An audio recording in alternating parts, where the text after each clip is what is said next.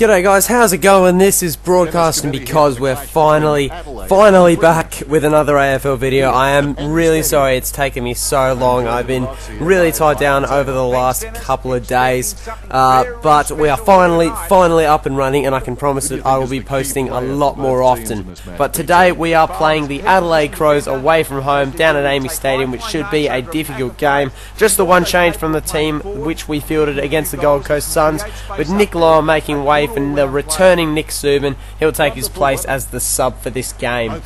Well, we go into this game relatively confident, but not overconfident, because Amy Stadium is always a difficult place to play at, particularly when you're an interstate side. We come into this match with a 5-1 record, 5 wins and 1 loss. Adelaide with a 2-3.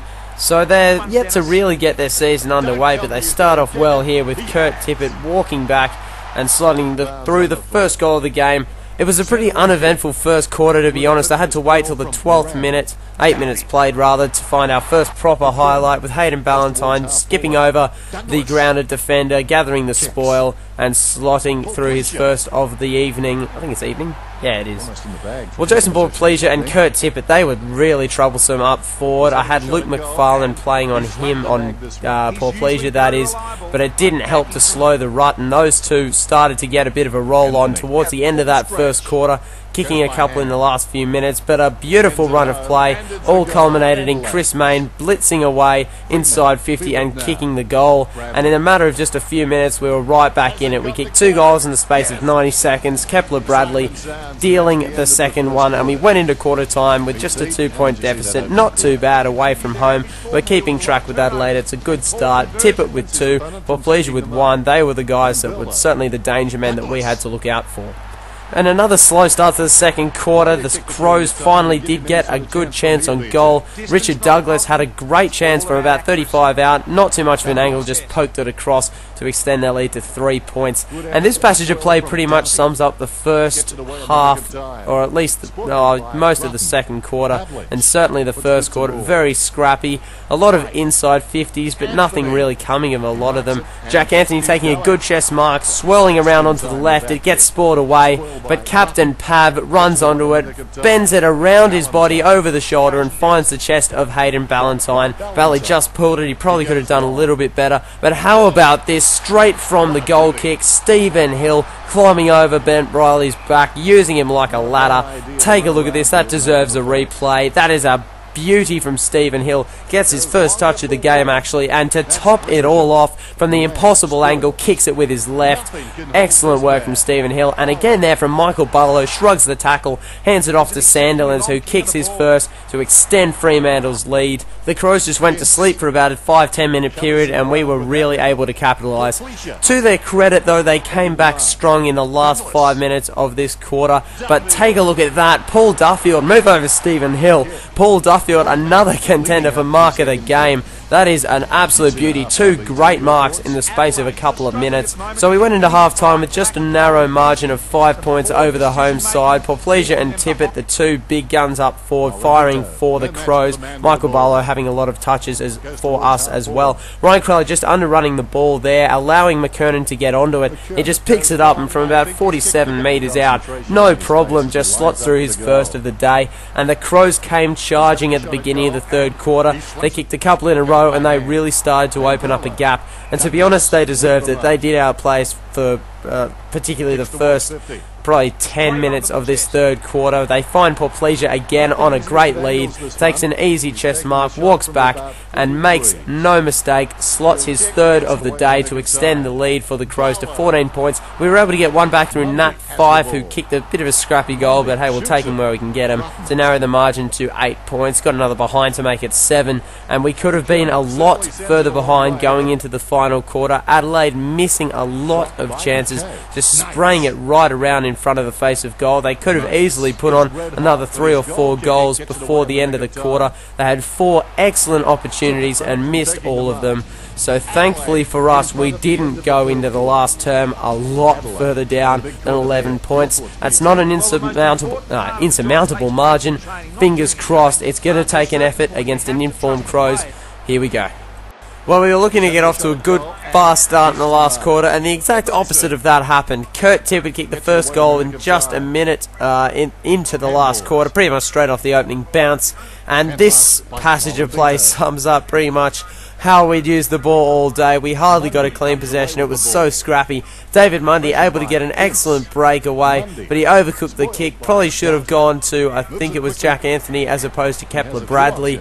But nevertheless, Bradley gets a good chance. He decides to look short, though lowers the eyes, does well to find Chris Mayne, and he slots through our first of the quarter in reply to the Crows' goal. And here we have Jack Anthony slotting up the big fella once again, Kepler Bradley. He really came of age in this last quarter.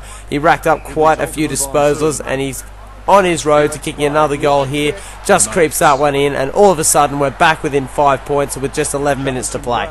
But of course, Adelaide, as they had done all day, came back strong. Richard Douglas taking another good overhead mark with about 30 metres out. He missed a very similar shot early on, but this time he makes no mistake and extends the margin once again to 11 points.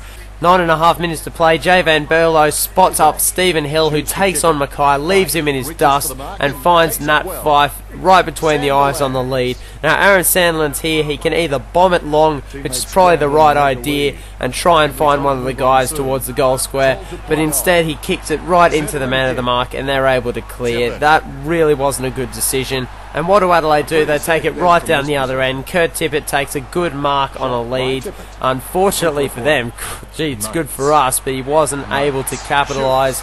But pretty much straight away Chris Knights does, and that extends the lead to 3 goals straight with just 4 minutes to play. We had the chance to narrow it once again, but just wasn't falling for us. The last few minutes of this match, they started to pull away from us, and although we did have our chances to close in, we didn't take them. And to their credit, Adelaide did defend very well. You can see they're very tight contest, lots of tackling, scrappy handballs, hardly a clean possession. Jack Anthony has a late chance just to make it interesting, but it just creeps across the face of goal, and by this point the match is gone with just 45 seconds left, unfortunately. But straight off that kick-off, they make a crucial error at the back. It wasn't a very good kick-out. Straight to Hayden Ballantyne, takes the easy overhead mark, walks back, and he has the chance to narrow the margin to just 10 points as the clock runs out and the siren sounds. But similarly to Jack Anthony, it just creeps to the left-hand side. Well, that is the way that it ended, guys. Unfortunately, we did end up going down by 15 points to the Adelaide Crows. To be honest, I think they deserved it. They outplayed us at home. They took a lot more chances, and we just didn't take a lot of our good opportunities. So for man of the match for this round, it was a difficult one to pick, but I ended up going with maybe a controversial decision. I picked Kepler Bradley for today's man of the match. He was never outstanding at any points in the game, but he was consistent right the way through. He picked up an early assist, getting off a vital handball to Hayden Ballantyne, and he was clever in his use of the ball, finding Chris Mayne there on the short pass instead of looking to go long. He also kicked 2 vital final quarter goals. He was very, very instrumental in our performance today, and unfortunately we didn't get across the line, but his performance hasn't gone unnoticed. Well, for goal around this week, guys, it comes in 2 parts. The first part is that amazing mark from Stephen Hill, and to top it all off, we'll get a replay of that mark, climbing over 2 Adelaide players to somehow pluck that one out of the sky, and then to top it all off with his left foot from the wrong side, pretty much impossible angle, still finds a way to work it between the big sticks. Stephen Hill gets that goal of the round. That is an exceptional effort from the young man. Thanks very much for watching, guys. That is a wrap for episode number 6 of the Fremantle Dockers season mode with AFL Live. I thank you again very much for watching, and I apologise strongly that it's taken me forever to get this video out. I promise it won't be as long before the next one is up and ready to go.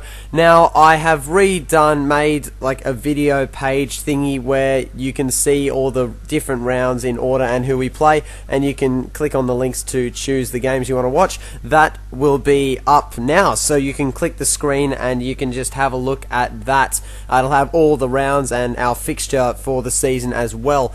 So hopefully you've enjoyed this video, guys. Please do leave a like if you enjoyed it. It helps out so much and I really do appreciate it. Subscribe to me as well if you enjoy these videos. Please do, guys. It helps helps out again so much. I really do appreciate it because I enjoy making these videos. I hope you guys enjoy them. Watch out for when the next video drops. Cheers guys, and stay tuned.